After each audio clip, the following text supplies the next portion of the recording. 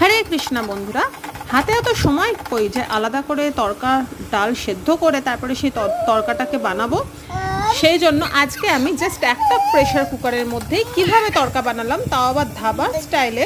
আর test কিন্তু একদমই same to same ধাবার তরকার মতনই হয়েছিল।